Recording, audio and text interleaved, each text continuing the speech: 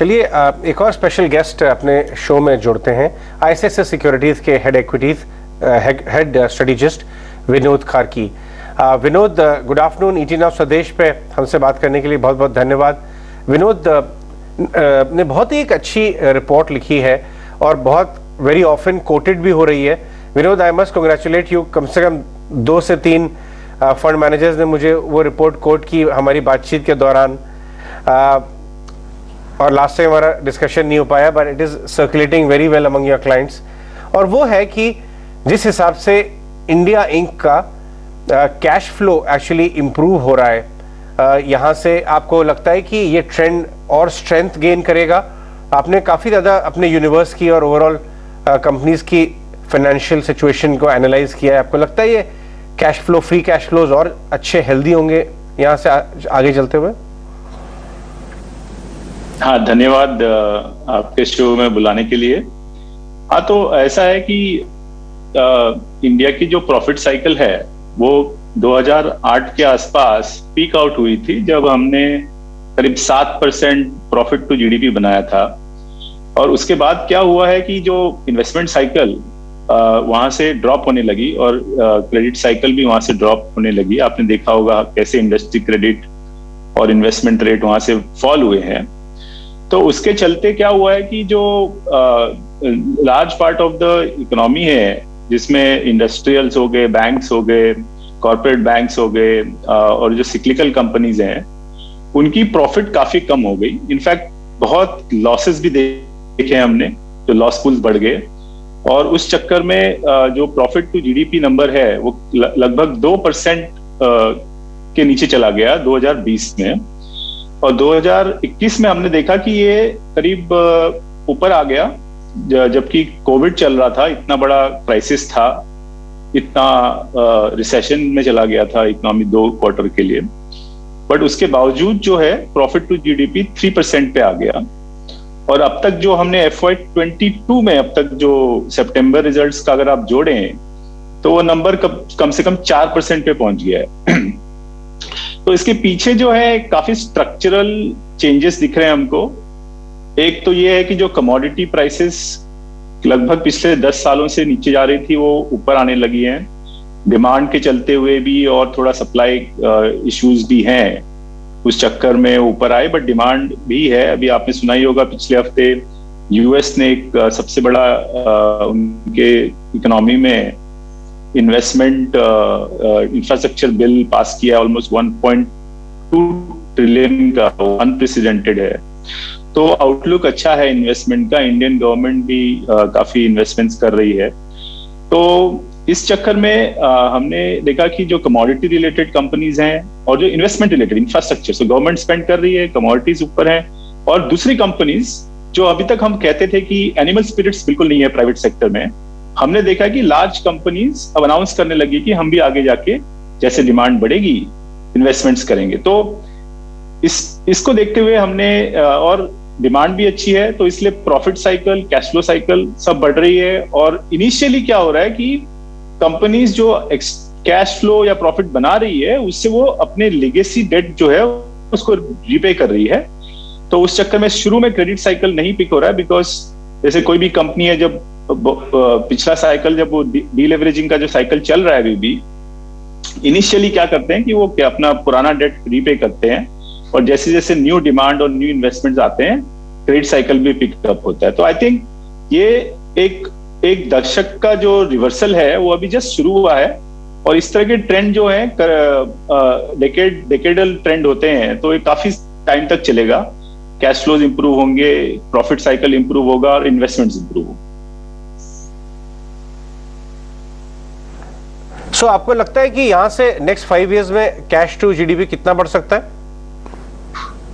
So profit to GDP अगर देखें, अभी जस्ट हमारी जो पोटेंशियल अगर आप देखें, तो प्रॉफिट फंक्शन होता है रिटर्न ऑन इक्विटी का।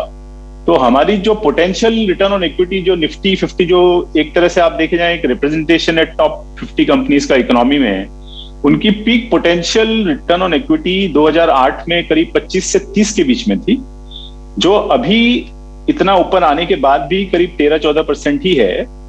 और अगर आप फोरकास्ट लें अगले 2 साल का, तो ये करीब 15% के ऊपर जाएगी, जिससे जो प्रॉफिट टू जीडीपी 5% के आसपास आ सकती है।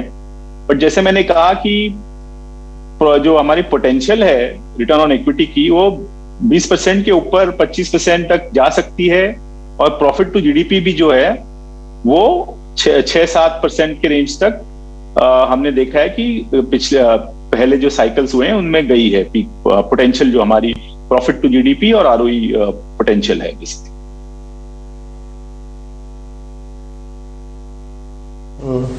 विनोद, एक चीज हमको पता करनी है कि दो हिस्से हैं मार्केट के अंदर, एक्चुअली दो सी हैं। First is consumer, second is a commodity. तो कंज्यूमर और कमोडिटी में आप वेटेज किसको ज्यादा देते हैं? Being as an market participant, weightage किसकी ज्यादा है, कंज्यूमर्स की या फिर कमोडिटी की? क्योंकि उसी साइकिल से हम थोड़ी रणनीति, अपनी स्ट्रेटजी, अपनी थॉट प्रोसेस को थोड़ा और शार्पन कर लेंगे। हाँ, तो ये बहुत इंटरेस्टिंग क्वेश्चन पूछा आपने कि कमोडिटीज तो इन्वेस्टमेंट से रिलेटेड होती है। तो आप एक तरह से कह सकते हैं कि जो investment side of the economy और consumption side of the economy, आपको याद होगा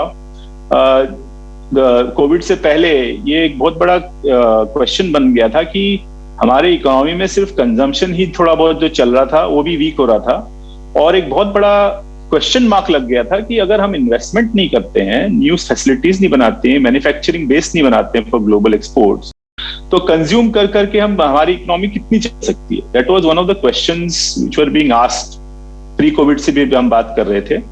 तो इसमें अच्छा ये हुआ है कि देखिए, आप सिर्फ कंज्यूमर रह जाएंगे तो you will always have a problem कि आप इंपोर्ट ही करते रह जाएंगे और आपकी प्रोडक्टिविटी कुछ नहीं रहेगी basically, and you will get into problems में हम फंस जाएंगे। लेकिन अभी जो हमने इंप्रूवमेंट जो देख रहे हैं हम इकोनॉमी में कोविड के बाद में, आप देखिए जो सबसे strong part of the economy क्या है कि राइट थ्रू ये सेकेंड वेव भी जब आया था, आप देखिए एक्सपोर्ट्स, मैन्युफैक्चरिंग जो है वो बहुत स्ट्रांग रही है थ्रू आउट द साइकिल। जो जितना वीक हुआ सेकेंड वेव आया, फर्स्ट वेव आया, बट हम मैन्युफैक्चरिंग और एक्सपोर्ट स्ट्रांग रहा है। और उसके बाद अभी जो है इन्वेस्टमेंट रेट से ज्यादा इकोनॉमी बढ़ रही है रादर देन कंजम्पशन। जो प्राइवेट फाइनल कंजम्पशन एक्सपेंडिचर बोल रहे हैं वो अभी तक लैगिंग है, बिकॉज बहुत सारा सप्लाई कंसर्न भी है, सब कुछ खुल नहीं पाया है कंजम्पशन चैनल्स। बट जो रिकवरी आ रही है वो बहुत ही क्या कहते हैं, एनकरेजिंग ये है कि it is driven by the investment part of the economy, जिसमें कंस्ट्रक्शन आ जाता है, जिसमें मैन्युफैक्चरिंग आ जाता है। और तो ये बहुत अच्छी बात है। और जो एनिमल स्पिरिट्स कहते हैं कि बहुत सारे बड़ी बड़ी कंपनियां अनाउंस कर रही हैं कि आगे को जाके हम और इन्वेस्टमेंट्स करेंगे, तो ये बहुत ही पॉजिटिव, और जो बोलते हैं क्वालिटी ऑफ ग्रोथ जो है इज इंप्रूविंग, कि इन्वेस्टमेंट लेड रिकवरी है, और उसके बाद जो इनकम ग्रोथ आएगी उससे कंजम्पशन तो पिक होगा ही होगा, वो कोई बड़ी बात नहीं है, उसमें कोई दो राय नहीं है बिजनेस। बट अगर आप सिर्फ इकोनॉमी को कंजम्पशन से चला रहे हो तो उसकी सस्टेनेबिलिटी पे क्वेश्चन मार्क आ जाता है।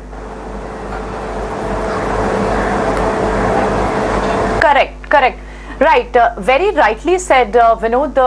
क्योंकि हमें लॉन्ग टर्म प्रोस्पेक्ट्स को माइंड में रखते हुए ही इन्वेस्टमेंट डिसीजंस लेने चाहिए, और ग्लोबली इन्वेस्टर्स इंडिया में इंटरेस्टेड है, वो फैक्ट्स एंड फिगर्स भी प्रूव करते हैं, जो इंडिकेटर सामने आ रहे हैं वो भी है। In fact I was going through a data कि लास्ट 10 ईयर्स में अगर आप वर्ल्ड इंडाइसेस को देखें तो India has been the third highest performer. S&P 500 ने सबसे पहले परफॉर्म किया, उसके बाद जापान, और तीसरी जो बड़ी इकॉनमी रही वो इंडिया रही। अब आगे हमें फोकस करना है कि नेक्स्ट फॉरवर्ड लुकिंग 5 ईयर्स हमारे लिए हमारे कौन कौन से सेक्टर्स हो सकते हैं, कौन से सेक्टर्स आपको लगता है जो आउट परफॉर्म कर सकते हैं आने वाले अगले 5 साल 10 साल में? तो जहां तक आप फोरकास्ट की भी बात करें तो IMF के लेटेस्ट फोरकास्ट देखिए 23 तक के, तो इंडिया सबसे आगे ग्रोइंग, फास्टेस्ट ग्रोइंग इकोनॉमी है, एंड उसमें एवरेज ग्रोथ करीब 9% आ रही है उनके हिसाब से। तो we will be leading growth. But जिस तरह से हम अभी कोविड के बाद जो ग्रोथ की ट्रेंड हमको दिख रही है, उसमें हमको लगता है कि जो इन्वेस्टमेंट से रिलेटेड इकोनॉमी है वो बहुत तेजी से बढ़ेगी, राइट। और उसके अलावा जो डिजिटल इकोनॉमी है वो बहुत तेजी से बढ़ेगी, वो बढ़ी रही है, बट उसमें और भी उछाल आएगा आगे को जाते हुए। तो एंड जैसे जैसे इन्वेस्टमेंट्स बढ़ेंगे और इनकम ग्रोथ, GDP बढ़ेगी, तो कंजम्पशन भी पिकअप करेगा, but with a lag. Discretionary consumption थोड़ा बहुत तेजी से लोगों को दिख रहा है, बिकॉज उसमें थोड़ी पेंट अप डिमांड है। पिछले 2 साल से लोग ठीक से स्पेंड नहीं कर पाए discretionary consumption, leisure and all, तो उसमें एक जोरदार उछाल दिखेगा एक बार, बट वो थोड़ा इवन आउट होगा, because finally sustained income growth चाहिए होता है टू रियली स्पेंड। तो जो हमको ट्रेंड दिख रही है, जो पॉलिसी मेकिंग दिख रहा है, उससे लगता है कि जो सेक्टर्स हैं, जैसे आपके क्या कहते हैं, इंडस्ट्रियल कंपनीज हो गए जो इंफ्रास्ट्रक्चर डेवलपमेंट करती हैं, बैंक्स हो गए जो फाइनेंस करती हैं, इंश्योरेंस, नए सेक्टर्स में आप देखिए इंश्योरेंस सेक्टर हो गया, और डिजिटल इकोनॉमी में भी जैसे सम ऑफ दीज कंपनीज जो डिजिटल प्लेटफॉर्म से काफी कुछ वैल्यू एडिशन कर रही हैं लोगों के लिए, वो कंपनीज हो गए हैं। यूटिलिटीज हमको लगता है कि बहुत ज्यादा इम्प्रूवमेंट और डिमांड ग्रोथ आगे को और इन्वेस्टमेंट्स आएगा, बिकॉज कोई भी इकोनॉमी में ग्रोथ आ ही नहीं सकती है, स्पेशली जब डिजिटल इकोनॉमी में इतना पावर कंजम्पशन होता है और ओवरऑल पावर डिमांड बढ़ेगी हमको लगता है। तो ये सेक्टर्स हैं, सम ऑफ द सेक्टर्स जो मेरे दिमाग में अभी आ रहे हैं कि जहां पर काफी सस्टेन्ड ग्रोथ हमको दिखता है। और कुछ सेक्टर्स में इसमें ये सबसे मजेदार बात ये कि हम बोलते हैं कि जो वैल्यूएशन बहुत हाई है, बट ये जो मैंने जैसे नाम लिया, some of the banks, some of the industrial companies, इनमें वैल्यूएशन बहुत ही रीजनेबल है as of now compare to the overall market में जो एक्सपेंसिवनेस दिख रही है सम ऑफ द सेक्टर्स में। इन सेक्टर्स में डिमांड पिकअप हो रही है और वैल्यूएशंस काफी रीजनेबल, वो अच्छा कॉम्बिनेशन है।